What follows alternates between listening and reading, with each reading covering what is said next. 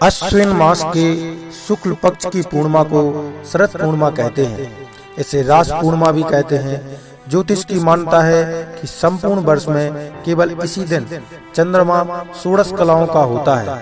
इस वर्ष शरद पूर्णिमा या अश्विन पूर्णिमा 30 अक्टूबर दिन शुक्रवार को है। माना जाता है कि शरद पूर्णिमा का चंद्रमा 16 कलाओं से युक्त होता है।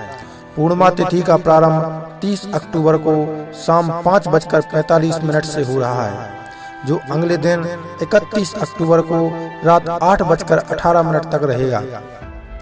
शरद पूर्णिमा 30 अक्टूबर को होगी।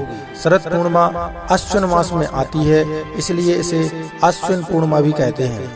शरद पूर्णिमा के दिन चंद्रोदय शाम 5:11 बजे, पूर्णिमा तिथि प्रारंभ अक्टूबर 30, 2020 को शाम 5:45 बजे, पूर्णिमा तिथि समाप्त अक्टूबर 31, 2020 को शाम 8:18 बजे। साल में एक बार आती है ये पूर्णिमा। शरद पूर्णिमा हिंदू पंचांग में सबसे धार्मिक रूप से महत्वपूर्ण पूर्णिमा की रातों में से एक है। इस वर्ष यह 30 अक्टूबर को है। शरद पूर्णिमा हिंदू कैलेंडर में सबसे प्रसिद्ध पूर्णिमा में से एक है। ऐसा माना जाता है कि शरद पूर्णिमा वर्ष में एकमात्र दिन होता है जब चंद्रमा सभी 16 कलाओं के साथ बाहर आता है। हिंदू धर्म में प्रत्येक मानव गुणवत्ता निश्चित काल से जुड़ी हुई है और यह माना जाता है कि 16 विभिन्न कलाओं का संयोजन एक आदर्श मानव व्यक्तित्व बनाता है। यह भगवान कृष्ण थे जो सभी 16 कलाओं के साथ पैदा हुए थे और वे भगवान विष्णु के पूर्ण अवतार थे। भगवान राम का जन्म केवल 12 कलाओं के साथ हुआ था। इसलिए शरद पूर्णिमा के दिन भगवान चंद्र की पूजा करना बहुत महत्वपूर्ण माना जाता है।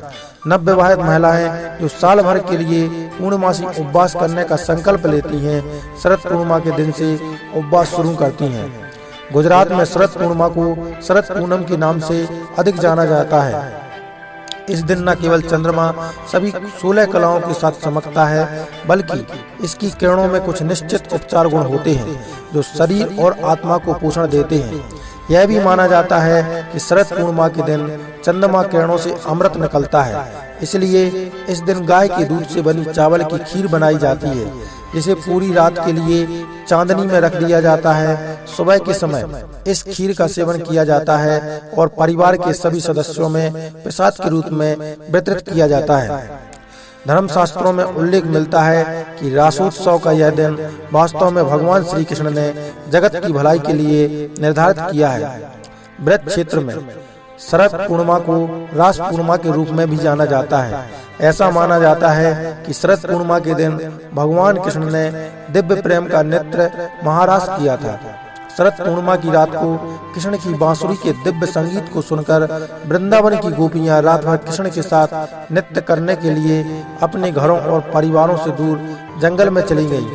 यह वह दिन था जब भगवान श्री कृष्ण ने प्रत्येक गोपी का साथ देने के लिए कृष्ण की रचना की। यह माना जाता है कि भगवान कृष्ण ने भगवान ब्रह्मा की एक रात की लंबाई तक रात को खींचा था, जो मानव वर्षों के अरबों के बराबर था।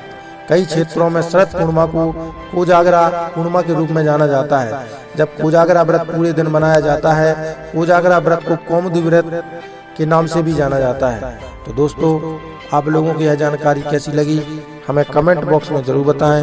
अगर अच्छी लगी हो तो इसे लाइक और शेयर जरूर करें और हमारे YouTube चैनल को जल्दी से सब्सक्राइब कर लें। बहुत बहुत धन्यवाद।